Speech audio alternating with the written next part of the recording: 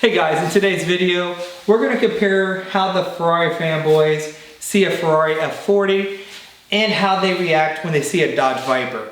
Now this is my honest opinion on how they react. So guys, hopefully you guys can enjoy this video. Again, if you do enjoy it, give me a thumbs up. If you don't, then you can comment in the section below and tell me how bad I suck. I really don't care, but enjoy the video regardless.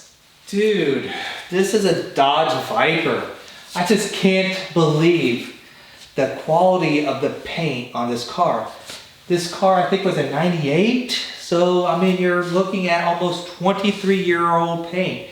This had to be resprayed. There's absolutely no way the paint's going to look this good. What, Rick? This is factory paint? No, factory color, right? Oh, it's factory. Are you sure? Because Americans do not build quality things. He says it's factory paint. I don't think it is. This car had to be resprayed because this is a Dodge Viper. It's not quality. There's absolutely no way this is factory paint. Okay, Rick, I hear you. You're saying it's factory paint. I disagree. This is not factory paint. Dude, look at this paint quality on this Ferrari F40. Wow. You know what? Look, you can see the weave of the carbon fiber. I can't believe it. You know, that's how you know if a Ferrari F40 has been repainted or not, is you can see the weave through the paint. You know, Ferrari made their paint very thin, so you can see the weave. That way you know if the car has been repainted, and this one has not. This is a beautiful example of a Ferrari F40. Wow, just look at it. It's gorgeous. Americans can't make a gorgeous looking car, that's for sure. Wow. Look at this. What in the hell is Dodge thinking? Really? You're gonna have a little rod to hold up the trunk? Oh my God, well, you know what? If they were thinking, they could have actually put some springs on here or some shocks, something to make it a little bit easier. You can hold this up and then you can shut it. American manufacturing for you. Think of the cheapest thing to do to hold up a car. What are they thinking? Stupid Americans. Man, you know the reason why Ferrari does this is for rate reduction. You know what? We thought about everything as Italians. They didn't want to actually put gas springs or gas shocks on anything on here because they wanted weight reduction.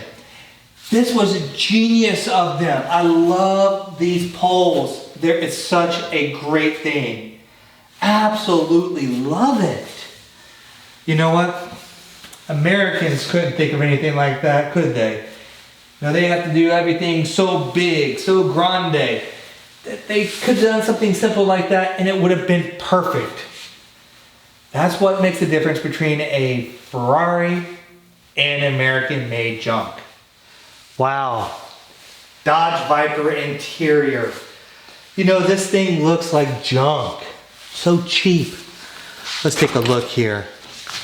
Okay, the dome lights come on, makes noise, creaks, rattles. Let me sit in it, see how it feels.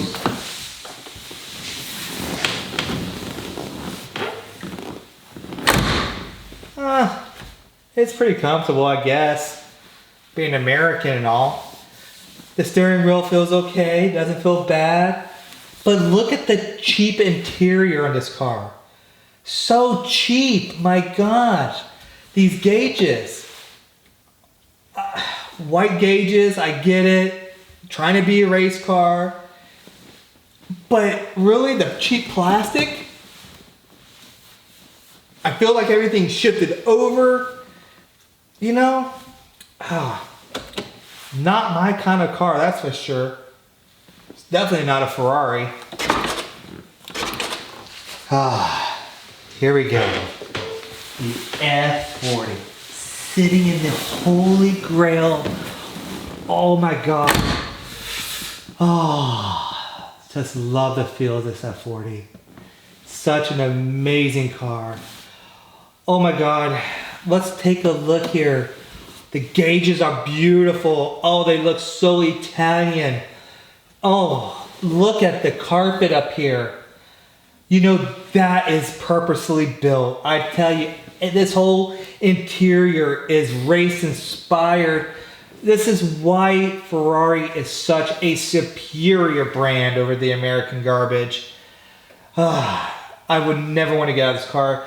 It's a little tight to feel in the seats, to be honest with you, but you know what? It's a Ferrari F40. I would never knock it. Not to get out. Where's the door handles? Hey, Rick! Rick, how do you open the door on the F40? There is no door handle. I am looking. There is absolutely no door handle. Where is the way to get out of the vehicle? Oh, the metal. Oh, the cable cord. That's how you open the doors, this cord? Are you sure? Okay, there we go. Oh my God. This is the Dodge Viper 8.0 V10 from the truck. What, Rick? The Viper. What, Rick? The Viper's engine's from the truck. It's not from the truck? I always read that the Viper engine came from a V10 from the truck. Are you sure it's a completely different engine? It's not just that it's been in a sports car and upgraded? I guess it's a different engine. But it only did 170 miles per hour. It's not that... What, Rick? Motor Trend in 1998 test drove this car and did 193 miles per hour? Are you sure? They say that this car does... I count it, Rick. I understand you're saying this car's fast. But in 0-60 time, it wasn't that quick. This car must have done 0-60 in the mid-4s because that's what I read online. What? It did 0-60 in 3.9 seconds. Are you sure, Rick? Well, it still can't compare with the Ferrari. The F40 is not going to be slower than this vehicle. What?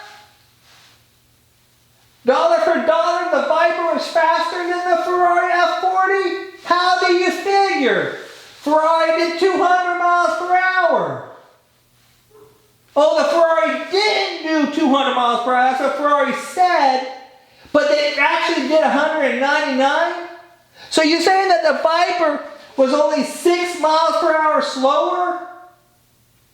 And 0.2 of a second slower, 0-60. Well, it's still slower though. That's where we're going to leave it. So my friends, so many people, they want to knock the Dodge Viper because it's American. It can't compete with Lamborghini. It can't compete with Ferrari. Everyone wants to talk about the paint quality on a Dodge Viper, saying it's not quality paint. But everyone wants to give a pass for Ferrari, using very little paint. And they call it race car, race inspired, quality at its finest. Then we go to the trunk. And yes, the RT10 has a rod holding the trunk up. Not a big deal.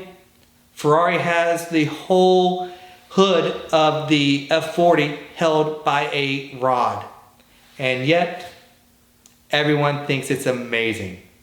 It's a race car. It's race inspired. Then we go to the interior on the Dodge Viper. Dodge Viper, race inspired as well.